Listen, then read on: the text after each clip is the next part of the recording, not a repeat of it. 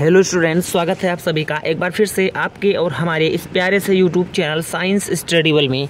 Students, आज के इस वीडियो के अंतर्गत मैं आप लोगों को कक्षा 12वीं फिजिक्स का मेरे भाई संपूर्ण किताब से, जी हाँ दोस्त, पूरे किताब से जितने भी महत्वपूर्ण नियम वाले प्रश्न हैं जो कि आपके 2 नंबर से लेकर के 5 नंबर तक के क्वेश्चंस बनते हैं संपूर्ण फिजिक्स से मेरे भाई, ठीक है ना, संपूर्ण किताब से, ठीक है ना।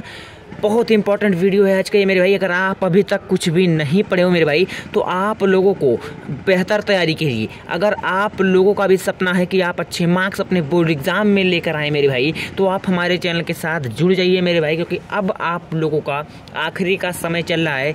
जैसा कि यहाँ पर लिखा भी है मैंने, आखिरी बार होगा जोरदार। तो जी हाँ दोस्त, आप हमारे चैनल को ज़्यादा से ज़्यादा बच्चों के पास शेयर करिए ताकि ज़्यादा से ज़्यादा बच्चे हमारे चैनल के साथ जुड़ सकें और अपनी पढ़ाई को बेहतर से बेहतर कर सके और अपने जो सपना है, जो उन्होंने सपना देखा है टॉपर बनने का कक्षा 12वीं में, वो सपना साकार हो सके मेरे भाई, ठीक है ना। तो आइए बहुत ही आसान तरीके से, बहुत ही सरल तरीके से पेपर में कितना लिखना है सब कुछ मैं आप लोगों को यहाँ पर बताते हुए चलूँगा, ठीक है ना। तो स्टार्ट करते हैं आज के इस प्यारे से वीडियो को। सबसे पहला नियम हमारे पास जो आता है वो है कूलाम का नियम मेरे भाई। ये तो मैं आप लोगों को 3-4 बार बता भी चुका हूँ, लेकिन फिर भी मैंने सोचा कि बता दूँ एक बार फिर से, नहीं तो बच्चे समझ लेंगे कि ये इंपॉर्टेंट नहीं है, क्योंकि ठीक है।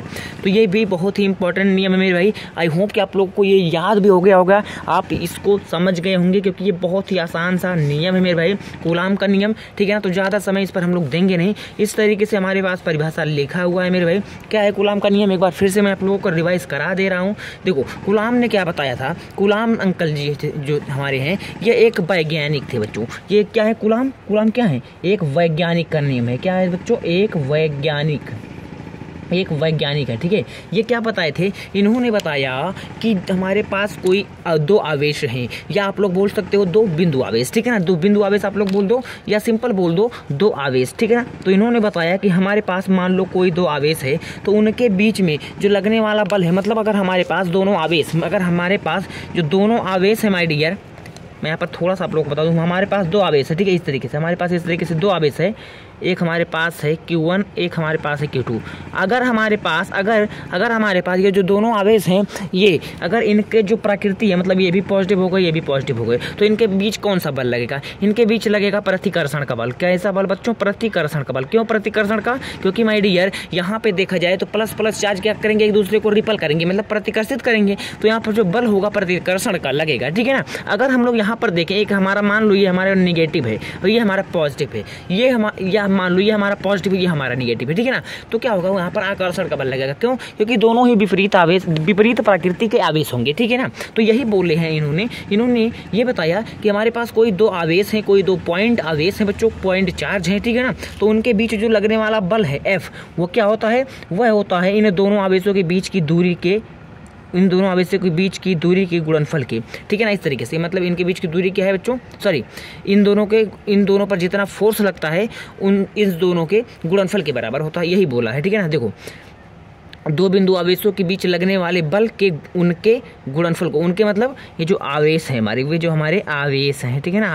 अब उनके मतलब क्या है बच्चों, आवेश हैं जो हमारे, ठीक है ना। चलो, अगर यहाँ तक की बातें समझ आ गई तो पहला हमारा ये होता है। तो यहाँ पर मैंने लिखा भी है, इसको हम लोग मान लेंगे समीकरण नंबर 1 माय डियर, ठीक है ना। चलो नेक्स्ट बात करते हैं। नेक्स्ट इसी में आता है, क्या होता है बच्चों, अनुक्रमानुपाती होता है या समानुपाती होता है, ठीक है ना। ये प्रोपोर्शनल का चिन्ह है, आप लोगों को पता है। अब दूसरा इसी में है, एवं तथा उनके बीच की दूरी मतलब बच्चों, ये दोनों जितनी डिस्टेंस पर रखे होंगे, मान लो इनके बीच की दूरी क्या है, R है, इनके बीच की दूरी R है, ठीक है ना। इनके बीच की दूरी R है, मतलब ये जो आवेश है, मान लो इनके बीच की डिस्टेंस क्या है, स्मॉल r है, ठीक है ना। तो उनके बीच की दूरी के अनुक्रमानुपाती होता है। क्या है मेरे भाई, उनके बीच की दूरी के वर्ग के, ध्यान देना, वर्ग मतलब ये जो हमारा दूरी है उसको हम लोग स्क्वायर कर देंगे, R², ठीक है ना। क्योंकि हमारा जो दूरी है R है, तो उसके वर्ग कितना हो जाएगा, R² हो जाएगा, उसके अनुक्रमानुपाती होता है। तो सेकंड जो F हमारा है, इस तरीके से हम लोग लिखेंगे F क्या बच्चों, F क्या है हमारा, यूनिवर्सली प्रोपोर्शनल है, मतलब व्युत्क्रमानुपाती है, किसके, उन दोनों आवेशों के बीच की दूरी के वर्ग की। तो हम लोग इसको, जो हमारा जो दूरी था R था, सिंपल इसको हम लोग स्क्वायर कर दिया है, तो हमारा वर्ग हो गया, ठीक है ना बच्चों। चलो, अगर यहाँ तक की बातें आप लोगों को समझ आ गई, नेक्स्ट पॉइंट हम लोग बात करते हैं समीकरण 1, समीकरण 2। समीकरण दोनों को हम लोग ऐड कर देंगे, दोनों समीकरण को हम लोग ऐड करेंगे मेरे भाई, तो इस तरीके से हमारे पास आ जाएगा। और फाइनली हमारे पास इस तरीके से हमारा जो फाइनली फार्मूला है मेरे भाई कूलाम के नियम का, ये हमारा फार्मूला इस तरीके से कंप्लीट हो जाएगा। कंप्लीट कैसे करना है ये सब मैंने आपको यहाँ पर बता दिया है, ठीक है ना। इन दोनों को हम लोग मिला दिए हैं बच्चों। तो सिंपल सा बात है, इन दोनों को जब हम लोग ऐड करेंगे तो F proportional Q1 into Q2 अपान हमें R² हो जाएगा। मेरे भाई कोई भी प्रोपोर्शनल का चिन्ह जब हटता है तो एक कांस्टेंट आता है, एक कांस्टेंट आता है। क्या आता है? एक कांस्टेंट आता है, एक नियतांक आता है। नियतांक या स्थिरांक आप लोग बोल सकते हो, या आप लोग बोल सकते हो स्थिरांक आता है। एक क्या आता है? स्थिरांक आता है, ठीक है ना। तो हमारे पास जो ये है 1/4 pi epsilon not, 1/4 pi epsilon not है। क्या है? ये हमारा कांस्टेंट है, ये हमारा स्थिरांक है, ठीक है ना। चलो अब यहाँ तक की बातें समझ आ गई। अब ध्यान देना, कहीं कहीं पे आप लोगों को कहीं कहीं पे 1/4 पाई एप्सिलॉन नॉट की जगह बच्चों 9 × 10 पे पावर 9, यहाँ पर मैं नोट पॉइंट में लिखा भी हूँ। कहीं कहीं पे आप लोगों को 1/4 पाई एप्सिलॉन नॉट की जगह 9 × 10 पे पावर 9 भी लिखा रहता है। तो अगर आप लोगों को मान लो फार्मूले में F इक्वल आ जाए 9 × 10⁹ इंटू Q1 इंटू Q2 अपान में R², तो ये भी हमारा क्या है बच्चों? सही माना जाएगा, राइट है। क्योंकि 1/4 पाई एप्सिलॉन नॉट का जो वैल्यू होता है वो होता है 9 × 10 पे पावर 9, ठीक है ना। चलो कर यहाँ तक ये बातें समझ आ गई तो हमारा पहला नियम यहाँ पे कंप्लीट होता है। उम्मीद है मेरे भाई बहुत ही शानदार और बहुत ही अच्छी तरीके से ये जो पहला नियम है आपने समझ लिया होगा। अब हम लोग इसी में चलते हैं, सेकंड नियम को पढ़ते हैं, सेकंड रूल को पढ़ते हैं, जो कि है हमारा एम्पियर का नियम। एम्पियर का नियम बहुत ही महत्वपूर्ण है मेरे भाई, ठीक है। जितने भी मैंने आपको यहाँ पर बताने वाला हूँ, जितने भी मैं आप लोगों को आज के इस वीडियो में बताने वाला हूँ, सब बहुत ही इंपॉर्टेंट है। ये एम्पियर का जो नियम है मेरे भाई ये कुछ इस प्रकार से था।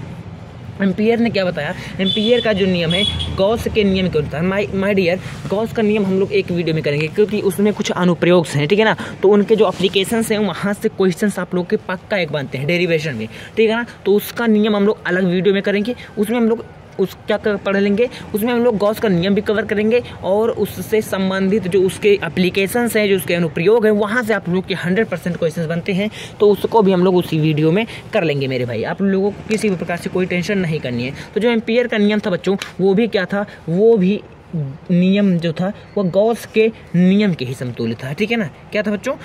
गॉस के नियम के समतुल्य था। मतलब गॉस का नियम क्या था? गॉस का नियम मेरे भाई आप लोगों ने अगर पढ़ा होगा अच्छे से तो याद होगा कि जो गॉस का नियम था वो बंद पृष्ठ के लिए था, वो ओपन सरफेस के लिए नहीं था, बंद पृष्ठ के लिए, ठीक है ना, बंद पृष्ठ के लिए। तो मतलब कि ये भी किसके लिए होगा मेरे भाई? बंद पृष्ठ के लिए ही होगा एम्पियर का नियम। तो जी हाँ, आप लोगों ने ध्यान से सुनना मेरे भाई, बहुत ही अच्छे तरीके से इसको भी मैं आप लोगों को समझा दूंगा, ठीक है ना। तो सबसे पहले लिखना, यह नियम गॉस के नियम के ही समतुल्य होता है। समतुल्य मतलब समान, आप लोग यहाँ पर समान भी लिख सकते हो, सामान भी आप लोग यहाँ पर लिख सकते हो, ठीक है ना। क्लियर बात? चलो, समतुल्य है या समान है। देखो इसके अनुसार मतलब एम्पियर के नियम के अनुसार क्या होता है बच्चों? चुंबकीय क्षेत्र जो हमारा होता है B किसी बंद वक्र मतलब मेरे भाई इस तरीके से आप लोग समझ सकते हो, इस तरीके से हमारा ये बंद वक्र है, ठीक है ना। बंद है ना। चलो ध्यान से सुनना मेरी बातों को, अभी बंद नहीं, अभी तो खुला है फिलहाल, ये अब बंद हो गया, ठीक। तो ध्यान से सुनना मेरी बातों को। यहाँ पर एम्पियर ने क्या बताया? एम्पियर के अनुसार चुंबकीय क्षेत्र B का किसी बंद वक्र के लिए जो रेखीय समाकलन होता है, ये हमारा होता है, जो हमारा ये सिंबल है बच्चों, ये हमारा है रेखीय समाकलन का। जो रेखीय समाकलन होता है वह होता है B.dl, वक्र द्वारा घेरे गए क्षेत्रफल से होकर प्रवाहित धारा I का μ0 गुना होता है, ठीक है ना। यानी मेरे भाई यहाँ पर इन्होंने ये बताया कि जो ये हमारे पास रेखीय समाकलन है किसका? B.dl का। B.dl, B हमारा क्या है? चुंबकीय क्षेत्र है। जो dl है हमारा वो एक अल्पांश है मेरी भाई। L क्या है? लेंथ है, लंबाई है। और D अगर आगे लग गया तो मतलब वो स्मॉलेस्ट दूरी है, वह स्मॉलेस्ट दूरी है। मतलब अगर हमारे पास मान लो हमारे पास इतना बड़ा कोई, ये हमारे पास कोई भी सिस्टम है, ठीक है। अब अगर इतना दूरी, अगर हम लोग पूरा दूरी मान लो हमारे पास कैपिटल L है, अगर छोटा दूरी हम लोगों को निकालना हो तो हम लोग लिखेंगे स्मॉल डी और कैपिटल A, ये हमारा हो जाएगा। मतलब मेरे भाई ये एक छोटा दूरी है, जो DL हमारा क्या है? एक छोटा दूरी है, ठीक है ना। तो ध्यान देना, जो रेखीय समाकलन है इसको हम लोग बोलते हैं रेखीय समाकलन। आप लोग इसको इस तरीके से कर दो, इस तरीके से, और बीच में इस तरीके से एक गोला लगा दो, तो ये हमारा होता है रेखीय समाकलन। आई होप कि हमारे आपको अच्छे से चीज़ें समझ में आ रही होंगी माय डियर। तो क्या मैंने बताया? जो रेखीय समाकलन होता है B.dl वक्र द्वारा घेरे गए क्षेत्रफल से होकर ठीक है ना, घेरे गए क्षेत्रफल से होकर जो हमारा धारा है I का म्यू नॉट, यानी बच्चों म्यू नॉट क्या है बच्चों, अभी आगे हम लोग बात करेंगे। म्यू नॉट जो हमारा होता है वह चुंबकशीलता होती है, ठीक है ना। जैसे हमारे पास जो एप्सिलॉन नॉट होता है, एप्सिलॉन नॉट का नाम आप लोगों ने सुना है ना अभी जस्ट कूलम के नियम में, वो हमारा होता है विद्युतशीलता। तो उसी प्रकार से यहाँ पर जो म्यू नॉट है ये हमारी होती है चुंबकशीलता, ठीक है ना। चलो इसके कितने गुना म्यू नॉट गुना होता है, ठीक है ना। आइए तो ये सिंपल हो गया बच्चों, ये हमारा हो गया रेखीय समाकलन of B into B dot D L, ठीक है ना, is equal mu naught into I. Simple सी बात है यार, इतना गुना होता है मतलब आई से हम लोग इसमें मल्टीप्लाई कर देंगे, यही हमारा हो जाएगा फाइनली फॉर्मूला हो जाएगा किसके लिए बच्चों, एम्पियर के परपथीय नियम का, ठीक है ना। तो ये 2 मार्क्स का इंपॉर्टेंट नियम है मेरे भाई। कूलाम का नियम भी लॉन्ग में नहीं आता है, इस तरीके से शॉर्ट में ही आता है 2 नंबर में, ठीक है ना। तो ये समझ आ गई। अब देखो जहाँ म्यू नॉट क्या है बच्चों, निर्वात की चुंबकशीलता है। जहाँ म्यू नॉट क्या है मेरे भाई, निर्वात की चुंबकशीलता। ये मैंने आपको पहले भी बता दिया था, यहाँ पर लिखा हुआ एकदम अच्छे तरीके से मिल जाएगा। इसी तरीके से आपको पेपर में लिखने अगर 2 नंबर में पूछे जाएंगे और पक्का ही आप लोगों को 2 ही नंबर में पूछे जाएंगे माय डियर, ठीक है ना। आइए नेक्स्ट टॉपिक हम लोग स्टार्ट करते हैं। नेक्स्ट टॉपिक हमारे पास आता है फैराडे का नियम। फैराडे का नियम बहुत ही महत्वपूर्ण नियम है मेरे भाई। ये 5 नंबर का क्वेश्चन होता है, ये 5 नंबर में पूछा जाता है, ये लॉन्ग क्वेश्चन होता है, ठीक है ना। ये लॉन्ग होता है, ये 2 में तो नहीं पूछा जाएगा, 3 में पूछा जाएगा या 5 में पूछा जाएगा, लेकिन मैक्सिमम चांसेस हैं इसके 5 में पूछे जाने के, ठीक है ना। तो महत्वपूर्ण है मेरे भाई, पूरा देखना बहुत ही अच्छे से। मैं आप लोगों को एक्सपीरियंस को भी कर दूंगा। तो प्रथम नियम क्या था फैराडे का, प्रथम नियम जो था मेरे भाई, प्रथम नियम ये, ठीक है ना। प्रथम नियम देखो, जब किसी परिपथ में, हम लोग कोई परिपथ ले लेते हैं, तो इन्होंने क्या देखा था बच्चों, ये अपने नियम में बताए हैं कि जब किसी परिपथ में से गुजरने वाली चुंबकीय फ्लक्स में परिवर्तन होता है तो उस परिपथ में एक प्रेरित विद्युत वाहक बल उत्पन्न हो जाता है। यदि परिपथ बंद है तो उससे प्रेरित विद्युत धारा बहने लगती है और तब तक बहती है जब तक कि चुंबकीय फ्लक्स में परिवर्तन होता रहता है। बहुत ही शानदार, बहुत ही आसान शब्दों में मैंने इसको लिखा है मेरे भाई। 5 नंबर आप लोगों का एकदम मक्खन होने वाला है, हलवा होने वाला है मेरे भाई। ये क्या बोल रहे हैं, ये बोल रहे हैं अगर हमारे पास कोई सिस्टम है, कोई हमारे पास परिपथ है मेरे भाई, तो क्या है उससे जो गुजरने वाली क्या है चुंबकीय फ्लक्स, जिसको हम लोग फाई ई से प्रदर्शित करते हैं, सॉरी विद्युत फ्लक्स को हम लोग फाई ई से प्रदर्शित करते हैं, ठीक है ना। इसको हम लोग सिंपल फाई से प्रदर्शित करते हैं, ठीक है ना। ध्यान से सुनना मेरी बातों को। यहाँ पर जो चुंबकीय फ्लक्स है, जो चुंबकीय फ्लक्स में परिवर्तन होता है, ठीक है, फाई चुंबकीय फ्लक्स में जो परिवर्तन होता है तो उस परिपथ में एक प्रेरित विद्युत वाहक बल, मेरे भाई जब हमारे पास कोई सिस्टम है, मान लो ये हमारे पास कोई परिपथ है, अगर इससे हमारी चुंबकीय फ्लक्स में इससे अगर हमारी जो चुंबकीय फ्लक्स होंगी उसमें परिवर्तन होगा, मतलब जाएंगी फिर आएंगी, फिर तो परिवर्तन ही तो रहा, कहीं ज़्यादा हो जा रही है फिर कम हो जा रही है अचानक से चुंबकीय फ्लक्स, ठीक है ना। तो परिवर्तन होता है तो उस परिपथ में, मतलब तो इस परिपथ में हमारे पास एक विद्युत वाहक बल उत्पन्न हो जाएगा, ठीक है ना। यहाँ तक बात समझ आ गई, मक्खन हुआ यहाँ तक। चलो आगे की बात करते हैं। यदि परिपथ बंद है हमारा, यदि हमारे पास, मैंने आपको बताया हमारे पास कोई परिपथ है वो इस तरीके से बंद है, क्लोज है, ठीक है ना। तो अगर बंद हमारे पास परिपथ है तो उससे प्रेरित विद्युत धारा बहने लगती है। तो इसमें हमारे पास क्या बहने लगी बच्चों, एक धारा बहने लगेगी, स्मॉल आई मान लो, स्मॉल आई, ठीक है ना। तो इस अगर हमारे पास सिस्टम मान लो बंद है तो उसमें क्या बहने लगेगी, एक धारा बहने लगेगी जिसे हम लोग बोलेंगे प्रेरित धारा। क्या बोलेंगे बच्चों, प्रेरित धारा। पॉइंट्स को पकड़ना बहुत ही आसान तरीके से आप लोग को दिमाग में चल जाने वाली है। और तब तक बहेगी बच्चों, और कब तक बहेगी, जब तक जो हमारा चुंबकीय फ्लक्स है, देखो यहाँ पर लिखा भी है, जब तक चुंबकीय फ्लक्स में परिवर्तन होगा। अगर चुंबकीय फ्लक्स में परिवर्तन होना बंद हो गया मेरे भाई, तो ना ही यहाँ पर विद्युत धारा हमारी क्या होगी, प्रेरित धारा हमारी ना ही उस सिस्टम में बहेगी, ना ही विद्युत वाहक बल उत्पन्न होगा, क्योंकि ये तभी तक हो रहा है जब तक चुंबकीय फ्लक्स में परिवर्तन हो रहा है। अगर किसी परिपथ में, सिंपल मैं आप लोगों को फिर से बोल दे रहा हूँ, आप लोग को याद हो जाएगा मेरे भाई, अगर हमारे पास कोई परिपथ है, कोई सिस्टम है, तो उससे जो गुजरने वाली चुंबकीय फ्लक्स है बच्चों, अगर उसमें परिवर्तन हो रही है तो उसमें एक प्रेरित विद्युत वाहक बल उत्पन्न हो जाएगा, सिंपल। और अगर हमारे पास मान लो कोई बंद सिस्टम है, मतलब ये जो हमारा परिपथ है बच्चों, ये क्या है, ये क्लोज है, ये हमारा क्लोज है मतलब बंद है, तो उसमें क्या होंगी, प्रेरित धारा बहने लगेंगी। और ये कब तक बहेंगी, जब तक हमारे चुंबकीय फ्लक्स में परिवर्तन होगा, यहाँ पर लिखा भी है, ठीक है ना। और यहाँ तक बातें समझ आ गई तो हमारा पहला नियम यहाँ पे कंप्लीट होता है। अब हम लोग पढ़ते हैं सेकंड लॉज को। सेकंड लॉ हमारा जो है मैथमेटिकली है थोड़ा सा बच्चों, इसको ध्यान से पढ़ना, बहुत ही आसानी से इसको भी मैं आप लोगों को एकदम दिमाग में आप लोगों के घुसा दूंगा, ठीक है ना। चलो नेक्स्ट स्टार्ट करते हैं बच्चों, ध्यान से सुनना। प्रेरित विद्युत वाहक। द्वितीय नियम क्या है? द्वितीय नियम में इन्होंने बताया कि प्रेरित विद्युत वाहक बल को, जो प्रथम नियम था इनका, जो फैराडे का फर्स्ट लॉ था, वो पूरा एकदम थ्योरेटिकल बेस था। सेकंड नियम थोड़ा सा मैथमेटिकली बेस है, इसको फील्ड के साथ मैं आप लोगों को पढ़ा देने वाला हूँ, ध्यान से सुनना बच्चों। द्वितीय नियम में इन्होंने क्या बताया, उसका मैथमेटिकली रूप बताया कि प्रेरित विद्युत वाहक बल जो होता है चुंबकीय फ्लक्स के परिवर्तन की ऋणात्मक दर के बराबर होता है। मतलब कि इन्होंने क्या बताया है मेरे भाई, जो हमारे पास हमारे पास क्या है, ये हमारे पास क्या है, ये है विद्युत वाहक बल। ठीक है, सिंपल समझना। जो विद्युत वाहक बल है वह क्या होता है, चुंबकीय फ्लक्स में परिवर्तन की दर। मतलब बच्चों जो हमारे पास समय के साथ किस में परिवर्तन हो रहा है, चुंबकीय फ्लक्स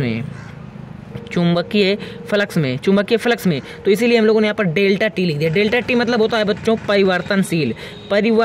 मतलब ये नेक्स्ट एक क्षण पर ये क्या हो रहा है, चेंज हो रहा है, परिवर्तनशील। कहीं भी अगर परिवर्तनशील हो तो इसका मतलब हम लोग यहाँ पर डेल्टा का यूज़ करते हैं। जैसे हम लोग अगर कोई बड़ा दूरी है, अगर छोटा दूरी उसमें ले लें तो स्मॉल डी एल को लेते हैं। ठीक उसी प्रकार से अगर हमारे पास कोई परिवर्तनशील है तो उसके लिए हम लोग डेल्टा यहाँ पर यूज़ करते हैं। ठीक है ना। तो सिंपल सी बात है, जो हमारा विद्युत वाहक बल है मेरे भाई, वो क्या है, वो हमारे चुंबकीय फ्लक्स। यहाँ पर फाई क्या बच्चों, चुंबकीय फ्लक्स। मैंने आपको पहले ही बता दिया, फर्स्ट लॉ में ही बता दिया है। तो जो चुंबकीय फ्लक्स है उसमें परिवर्तन की दर, देखो डेल्टा इसीलिए हम लोग क्या लगाएं, क्यों, क्योंकि मेरे भाई ये चेंज हो रही है यार, परिवर्तन हो रही है। अगर इसमें परिवर्तन नहीं होगा तो विद्युत वाहक बल नहीं जनरेट होगा। समझ में आ रही है, कॉन्सेप्ट पकड़ रहे हो ना आप लोग, बहुत अच्छी बात है।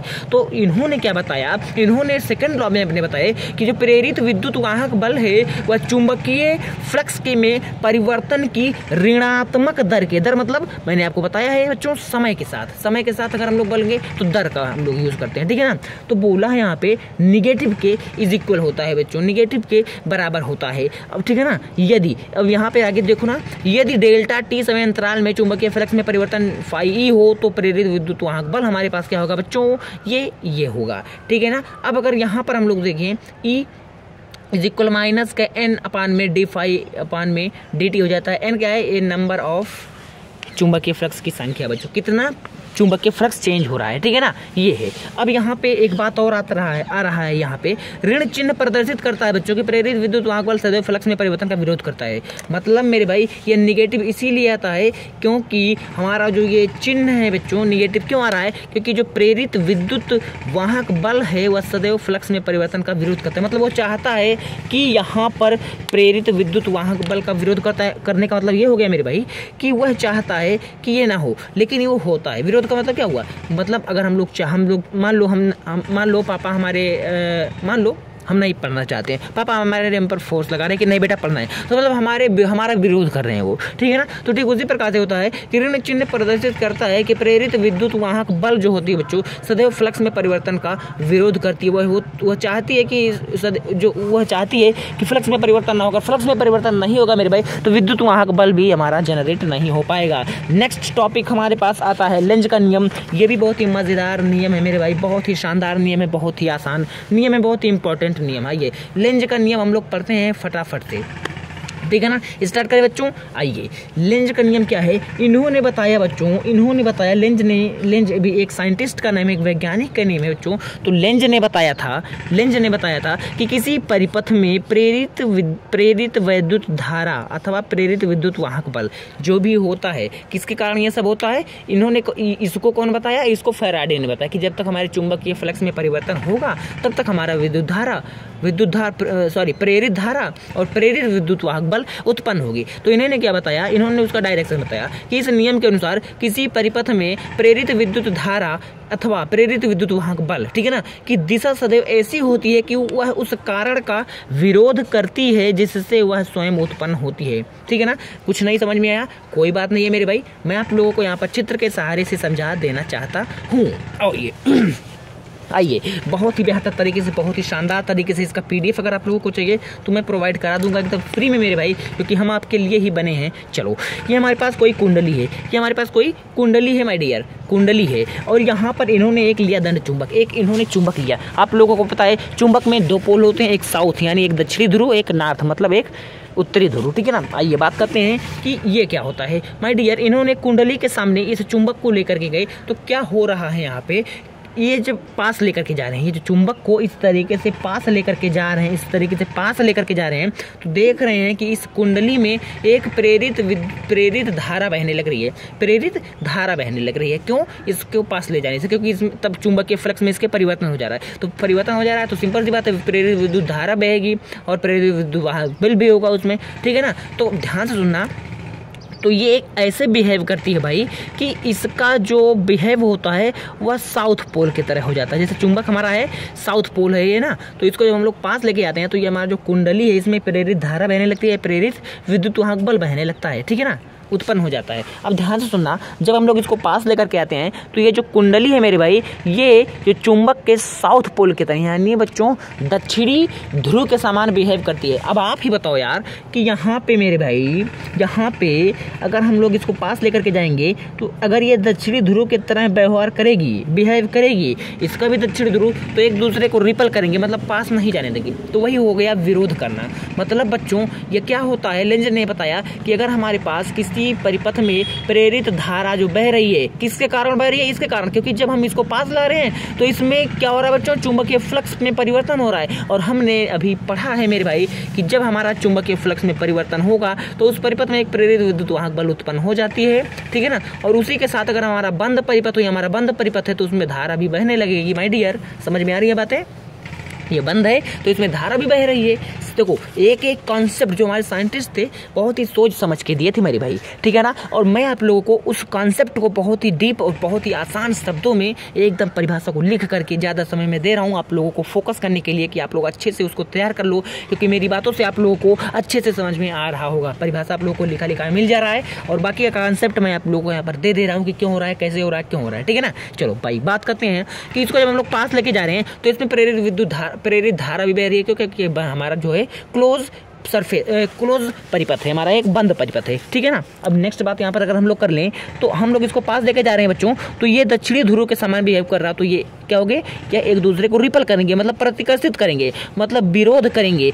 तो यही बात लेंज ने बताया था कि किसी परिपथ में प्रेरित विद्युत धारा या जो प्रेरित विद्युत वाहक बल है की दिशा सदैव ऐसी होती है कि वह उस कारण का विरोध करती है। तो वह इस कारण का विरोध करिए भाई, इसी के कारण तो ये हमारी इस कुंडली में जो हमारी धारा है उत्पन्न हुई है। अगर ये ना जाए इसके पास तो इसमें चुंबकीय फ्लक्स में परिवर्तन होगा नहीं, जब चुंबकीय फ्लक्स में परिवर्तन नहीं होगा तो ये धारा नहीं होगी, धारा नहीं होगी तो ये कुंडली हमारा क्या हो जाएगा बच्चों, किसी काम का नहीं रहेगा, ठीक है ना। यहाँ तक बातें समझ आ गई। तो यही बात है हमारे पास। अगर हम लोग इसको दूर लेके जाते हैं, अगर हम लोग इसको यहाँ पे मान लो पास तो ले गए तो ये साउथ की तरह बिहेव कर रही है। अगर हम लोग दूर लेके जाएंगे बच्चों तो क्या होगा, तो ये नॉर्थ पोल की तरह बिहेव करती है, मतलब ये बुलाती है इसको। फिर जैसे इसको हम लोग पास लाते हैं फिर साउथ पोल की तरह बिहेव करती है और इसका साउथ एक दूसरे को प्रतिकर्षित कर देते हैं माय डियर। और यहाँ पे हमारा ये कॉन्सेप्ट खत्म होता है, ठीक है ना। तो आई होप कि आप लोगों को समझ में आ गया कि लेंज का नियम क्या है। तो लेंज का नियम किसी परिपथ में प्रेरित धारा या प्रेरित विद्युत वाहक बल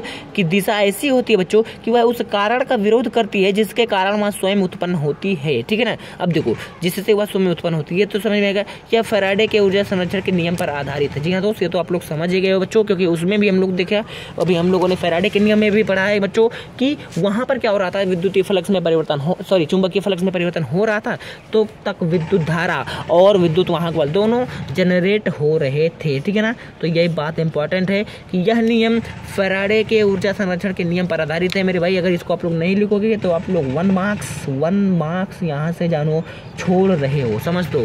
1 मार्क्स आप लोग स्किप कर रहे हो, लूज कर रहे हो, ठीक है ना। आइए नेक्स्ट पॉइंट हम लोग पढ़ते हैं, नेक्स्ट टॉपिक हम लोग पढ़ते हैं, हमारे पास कंप्लीट होता है हमारा। अब हम लोग चलते हैं बहुत ही शानदार और बहुत ही आसान शब्दों में, अब हम लोग चलते हैं बायो-सेवार्ट के नियम को पढ़ते हैं। बायो-सेवार्ट का नियम हमारे पास क्या कहता है, थोड़ा सा हम लोग इसको भी देख लेते हैं। तो बायो-सेवार्ट के नियम के अनुसार, ये भी बहुत ही इंपॉर्टेंट नियम है माय डियर। तो बायो-सेवार्ट ने क्या बताया था, बायो-सेवार्ट के नियम के अनुसार हम लोग कोई एक चालक तार ले लेंगे। कोई चालक तार जो होता है बच्चों, उस पर जो उत्पन्न विद्युत क्षेत्र चुंबकीय क्षेत्र होता है जिसे हम लोग डेल्टा बी से प्रदर्शित करते हैं, ठीक है ना। जो चुंबकीय क्षेत्र होता है, ठीक है ना, वो धारा यानी स्मॉल आई के अल्पांश और देखो स्मॉल आई धारा, ठीक है। अब देखो धारा के अल्पांश की लंबाई डेल्टा एल तथा अल्पांश को उस बिंदु से मिलाने वाली रेखा के बीच के कोण थीटा की साइन के व्युत्क्रमानुपाती होता है तथा इस बिंदु की अल्पांश से दूरी आर के वर्ग के व्युत्क्रमानुपाती होती है, ठीक है ना। ये सब बातें आप लोग को नहीं समझ में आ रही है, कोई बात नहीं माय डियर, मैं आप लोगों को यहाँ पर बताने के लिए ही आया हूँ मेरे भाई। ये क्या किए थे, ये एक तार इस तरीके से ले लिए थे, एक तार हम लोगों ने ले लिया है। इस तार पे इन्होंने कहा, क्या बोला इन्होंने, मान लो एक छोटा सा अल्पांश ले लिया, एक छोटा सा अल्पांश का मतलब हो गया कि एक छोटा सा अल्पांश, मतलब समझ रहे हो यार। इतना हम लोग अगर ज्ञात कर लेंगे तो इतना ऐड करके मतलब इसका समाकलन कर देंगे तो हमारे पास क्या हो जाएगा, फाइनली हमारा पूरा ग्रुप मतलब पूरा हम लोग को फाइंड आउट हो जाएगा। तो इन्होंने बोला था यहाँ पे हमारे पास मान लो ये तार है एक, ठीक है ना, इसमें कोई धारा स्मॉल आई बह रही है, इस पे हम लोगों ने एक स्मॉल पार्ट ले लिया जिसको हम लोग बोल दिए डेल्टा एल। यहाँ से हमारे पास मान लो इस तरीके से इस पॉइंट पे हम लोगों को डीबी मतलब क्या बात करनी है बच्चों, या डेल्टा भी आप लोग बोल सकते हो, ठीक है ना, डेल्टा भी मतलब चुंबकीय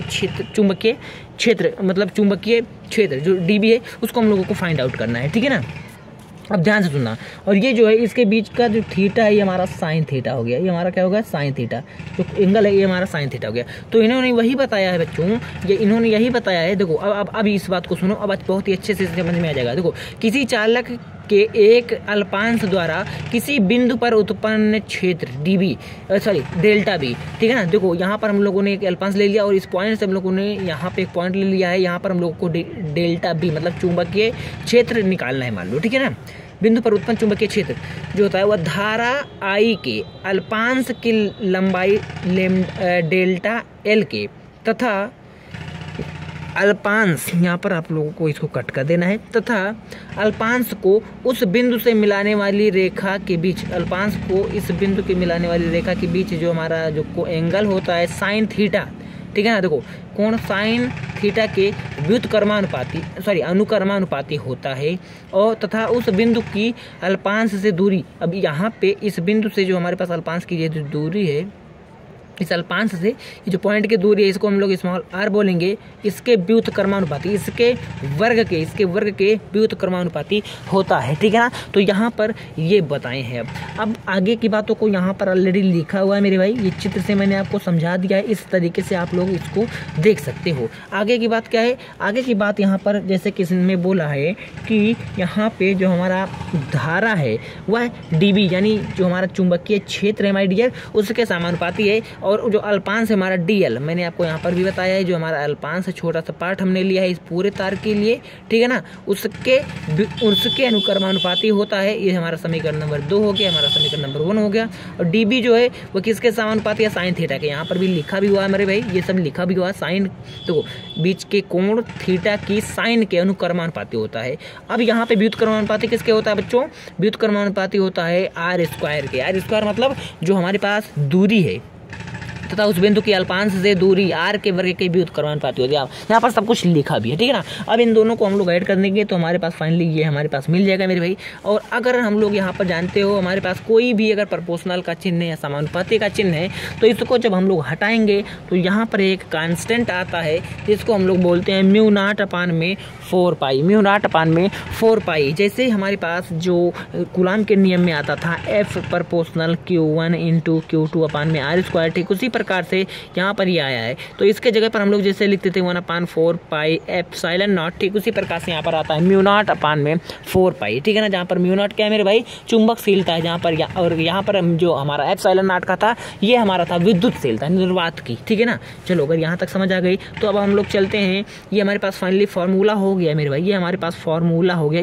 इतना ही आप लोगों को लिखना है। ये सब आप लोगों के 2 से 3 मार्क्स वाले इंपॉर्टेंट नियम है मेरे भाई, बहुत ही महत्वपूर्ण है, ठीक है ना। और आसानी के साथ मैं आप लोगों को यहाँ पर समझा भी रहा हूँ। आइए नेक्स्ट पॉइंट पढ़ते हैं, किरचॉफ का नियम, और यही हमारा लास्ट भी होगा माय डियर। किरचॉफ का नियम क्या था, आइए हम लोग पढ़ते हैं। तो किरचॉफ ने 2 नियम दिया था जिसे हम लोग प्रथम नियम बोलते हैं। प्रथम नियम जो धारा का नियम होता है इसे हम लोग संधि का नियम भी बोलते हैं, ठीक है ना। आइए इसको स्टार्ट करते हैं मेरे भाई। जो प्रथम नियम था इनका वो क्या था, ध्यान से सुनिएगा। इन्होंने बताया था कि किसी विद्युत परिपथ में किसी भी संधि मतलब होता है कोई भी पॉइंट हो गया मेरे भाई। जैसे यहाँ यहाँ पर हम लोगों ने यह एक पॉइंट ले लिया है, ये हमारा क्या है, यही हमारा है संधि, यही हमारा क्या है, संधि है। देखो मैं भी एक स्टूडेंट हूँ मेरे भाई, ठीक है, मैं भी बीएससी कर रहा हूँ, तो मैं आप लोगों को पूरे अच्छे तरीके से एक चीज़ को एक्सप्लेन करता हूँ, क्योंकि बहुत से बच्चे संधि को ही नहीं समझ पा रहे हैं। तो बहुत ही अच्छे, बहुत ही डिटेल में मैं आप लोगों को सब कुछ यहाँ पर समझाऊंगा, कोई प्रॉब्लम आप लोगों को नहीं होगी मेरे भाई, क्योंकि मैं भी एक स्टूडेंट हूँ और आप लोगों की मजबूरियाँ, आप लोग कहाँ फंसते हो मैक्सिमम बच्चे,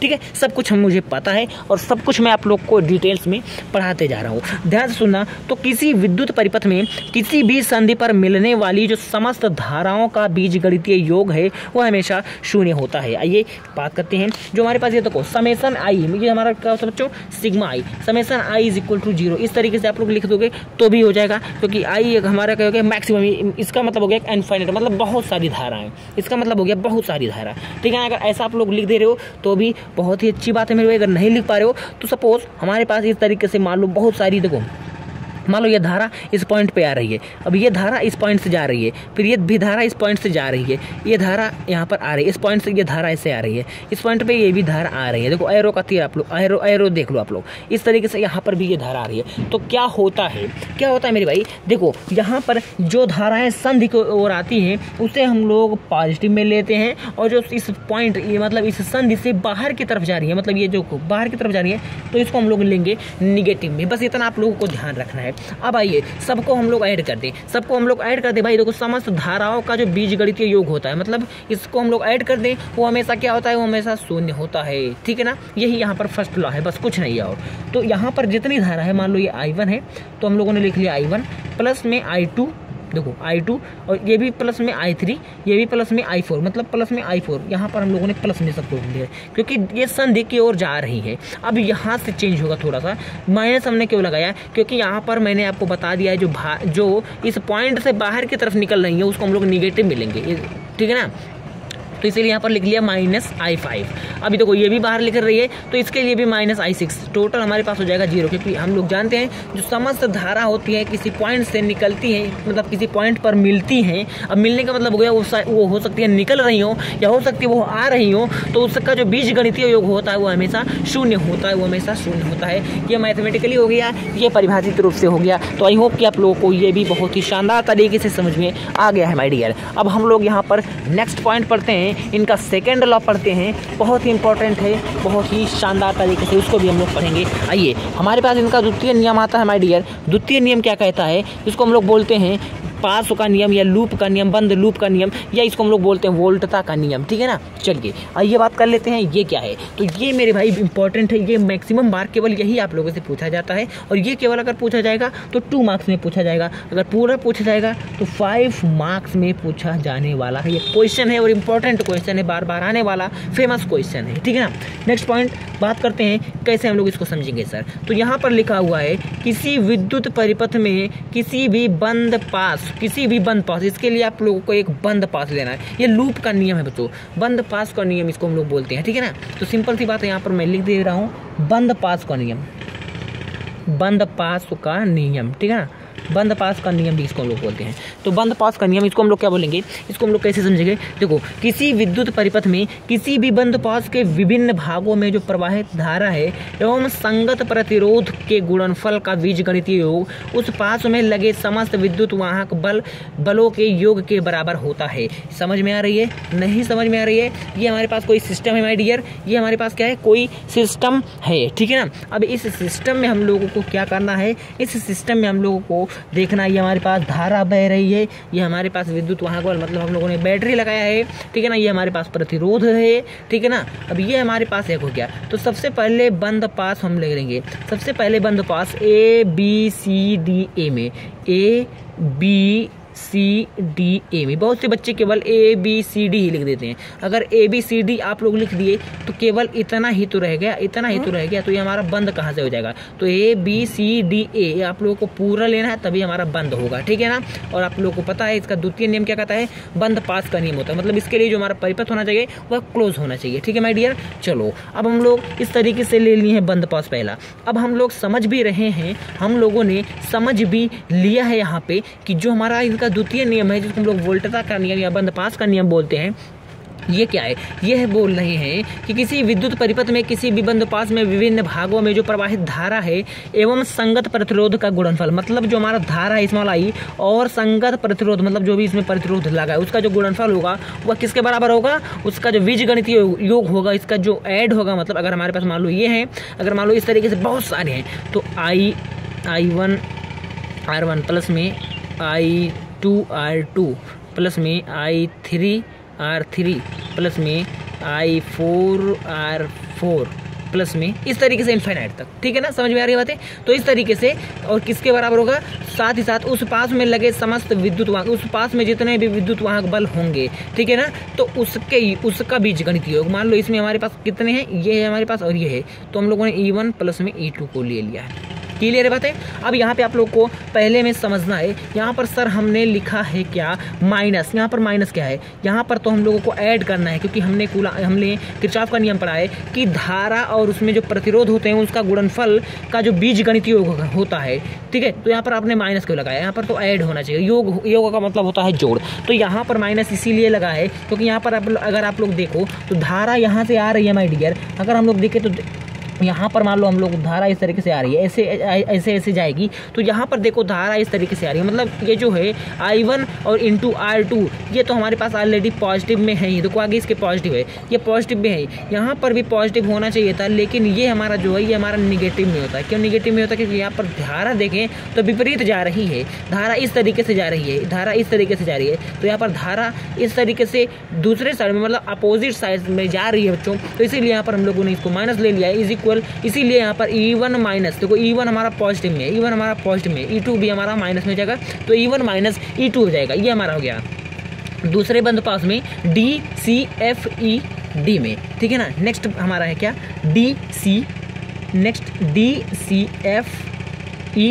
में, इसमें क्या है बच्चों, इसमें भी हम लोग ले लेंगे, ये हमारा है क्या, ये जो हमारी धारा जा रही है हमारी I1 प्लस R2, क्योंकि यहाँ पे ये धारा आ रही है इस तरीके से, ये भी आएगी, तो इन दोनों का ऐड हो जाएगा, ठीक है ना, क्लियर है बातें। तो दूसरे बंद पास में हम लोग क्या करेंगे I2 R2, ये हमारा हो गया I2 R2, ये तो हमारा है क्योंकि इसमें ये हम लोग ले रहे हैं तो ये तो हमारा आ ही जाएगा बच्चों। अब इसको हम लोग कैसे लिखेंगे, I1 प्लस में I2, अभी तो यहाँ पर हम लोगों ने प्लस लगाया, क्यों, क्योंकि यहाँ पर धारा जो इस तरीके से जा रही है, यहाँ पर धारा इस तरीके से ये जा रही थी, ठीक है ना, तो इसलिए हम लोगों ने निगेटिव में ले लिया था, ये भी ऐसे आ रही है, ये भी ऐसे जा रही है, तो दोनों लड़ जाएंगे, मतलब दोनों एक दूसरे के अपोजिट जा रही हैं, तो ये निगेटिव हो जाएगा। अब यहाँ पे ये भी ऐसे आ रही है, ये भी ऐसे आ रही है और ये भी ऐसे जा रही है, तो इसीलिए हम लोगों ने यहाँ पर पॉजिटिव सिंबल का यूज किया हमारे डियर, तो ये हो जाएगा। और इनटू हमारे पास हो जाएगा इसमें जो प्रतिरोध लगा है R3, ठीक है ना। अब यहाँ पे केवल ये आ रहा है E2 ही, तो हम लोग यहाँ पर लिख दिए हैं E2, ठीक है ना। तो ये हमारा हो गया क्या, द्वितीय नियम। तो द्वितीय नियम क्या बोलता है कि किसी विद्युत परिपथ में किसी भी बंद पास के विभिन्न भागों में जो धारा बहती है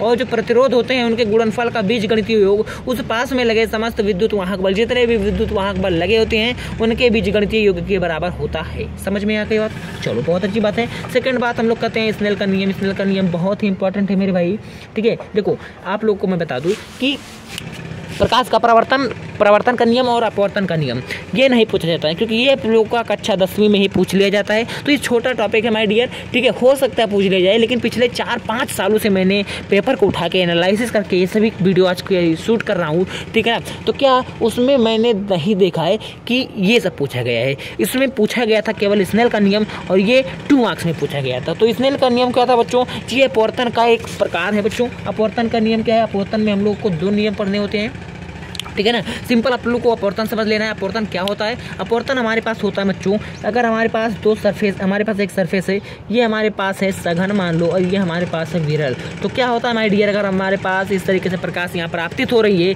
और ये हमारे पास नॉर्मल हो गया, तो जब विरल में सघन तो अपवर्तन का मतलब क्या होगा, अपवर्तन का मतलब हो जाना है कि अगर लाइट जा रही है तो वह एक सरफेस अगर दूसरे सरफेस मतलब एक मीडियम से अगर दूसरे मीडियम में जा रही है तो वह अपने मार्ग से विचलित हो जाएगी। अगर हमारे पास विरल से सघन में जा रही है तो वह इस नॉर्मल मतलब बच्चों ये जो अभिलंब है इसके तरफ झुक जाएंगे इस तरीके से। अगर मान लो ये हमारा विरल, अगर ये हमारा सघन होता, ये हमारा विरल होता, तो इस तरीके से हल्का सा इधर चली जाती, ठीक है ना। तो यही हमारा होता है बच्चों विरल से सघन में और सघन से विरल में जाने का कंडीशन। अब अपवर्तन का मतलब ये होता है कि जो हमारी लाइट जा रही है बच्चों, जो हमारी प्रकाश जा रही है वो क्या हो जा रही है, वो अपने मार्ग से, वो अपनी वास्तविक मार्ग से वो विचलित हो जा रही है। मतलब जैसे उसको सीधे जाना चाहिए था वैसे वो ना जा करके अपने मार्ग से वो विचलित हो जा रही है। अपने मार्ग से वो क्या हो जा रही है बच्चों, मतलब थोड़ी इस तरीके से विचलित हो जा रही है, ठीक है ना। चलो ये बात समझ आ गई। तो स्नेल का नियम क्या है? स्नेल का नियम में आपतन कोण जो हमारे पास होता है स्मॉल आई और इसकी ज्या, मतलब इसका हम लोग क्या लेंगे? साइन आई लेंगे।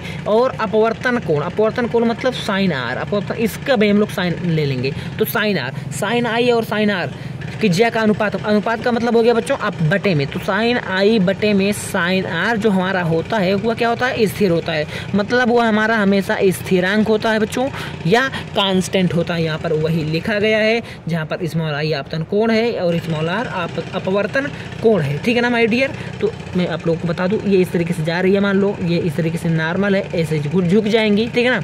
ये हमारा हो गया आपतन कोण, ये हमारा हो गया अपवर्तन कोण आर। तो इसका जो साइन लेंगे वही हमारा है साइन आई बटे में साइन आर, जो हमारा होगा क्या होगा? वह हमेशा कांस्टेंट होगा। क्या होगा बच्चों?